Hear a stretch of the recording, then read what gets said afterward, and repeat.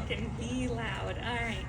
So, for those of you who don't know me, I'm not usually sitting when I speak. I'm usually not using a phone. Things have been a little bit crazy lately in the world and in my personal life. So, I appreciate you being close. So, in light of these things that have been going on lately, a friend shared something beautiful with me that I'd like to share with you.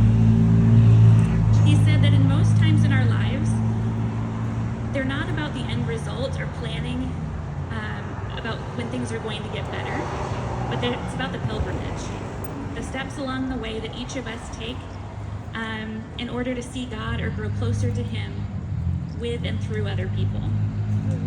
Those who come out to pray at this and other abortion facilities during the 40 days campaigns, but really any time, are without even knowing it involved in someone's pilgrimage. And often it's just because they're quietly praying, showing that they care about what happens to someone they've never even met. While preparing for today, I knew that I wanted to talk about my own experience with surgical abortion, which is, as Kevin mentioned, something that's happening across the street now. I wanted to talk about the isolation and the fear and the promise that this will fix all of the problems. The lie that for whatever reason we can't be mothers right now. A child would hold us back, we wouldn't accomplish anything, maybe we wouldn't have financial support, emotional support, maybe we'd be kicked out of our homes, maybe we'd be kicked out of school, ignored by our friends, fired from our jobs. Maybe it's more serious and it's a matter of our own life being at risk. But trauma doesn't fix trauma. And just like when a woman walks into this facility, afraid, alone, feeling as though there isn't another option, when she leaves, there isn't celebration of her choice either. Instead, the very thing she was told was going to fix her problems quickly becomes something she feels she needs to push under the rug, or even defend or fight or justify. Because it doesn't make sense to take the life of your child in order to better your own. At the same time, I also don't want to neglect the fact that I didn't always feel this way. For more years than I have been pro-life, I was pro-abortion.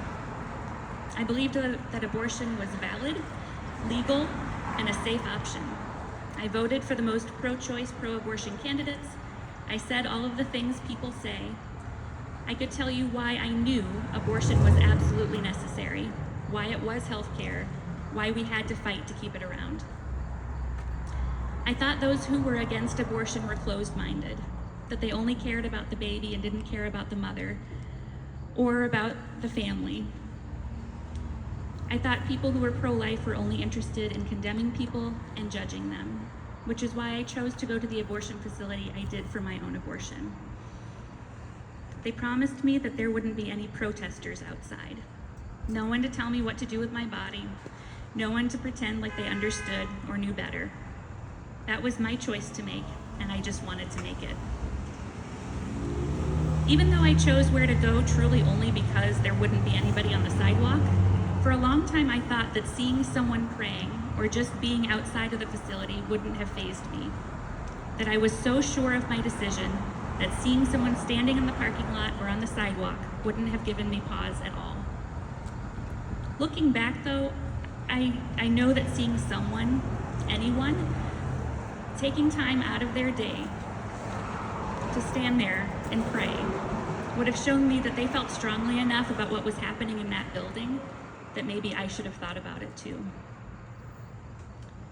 Abortions are about convincing a woman, or maybe strengthening what she's already been told, that she can't. She can't be both a mother and a student. She can't be successful in a career and a mother. She can't better her life and have a child. This is an easy way to go when the world agrees. You can't have both. You aren't strong, you aren't capable, you aren't enough. What I didn't know at the time of my abortion, though, was the power of prayer, the power of showing up, and the power in believing in someone you've never met. The power of these pilgrimage moments that could pass us by without a second thought. The strength that comes from loving someone who is going through something you may never understand, but who matters enough to you just because they exist, that you'll stand on a sidewalk in the rain or snow and just be there, silently showing up for them, showing that they matter, that their life matters, their child's life matters. This isn't a closed-minded, empty gesture. This is sacrifice because someone has sacrificed for us. We are called to love as we are loved and care for those who maybe don't care for us or about us at all. Not immediately jumping to the end result, but rather existing in those pilgrimage moments. It's easy for us to think that we're up against a giant, that what we're doing isn't effective. How could our prayers, our presence possibly be felt against the fear and unknown that so many of the women feel who are entering this building? And please don't get what I'm saying wrong. The fear and isolation is all-encompassing.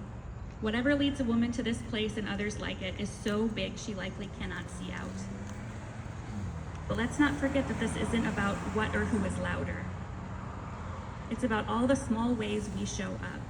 The prayers said, the respectful conversations had, the way in which we lead our lives to always point to God and His unending mercy, grace, and love, who is our strength and the light that overcomes any darkness. The point of the pilgrimage isn't the final destination, but the points along the way. This 40 days and always, may we strive to be those points of pilgrimage for those we encounter as they are for us. And may we always speak truth rooted in love for the purpose of saving souls rather than winning arguments.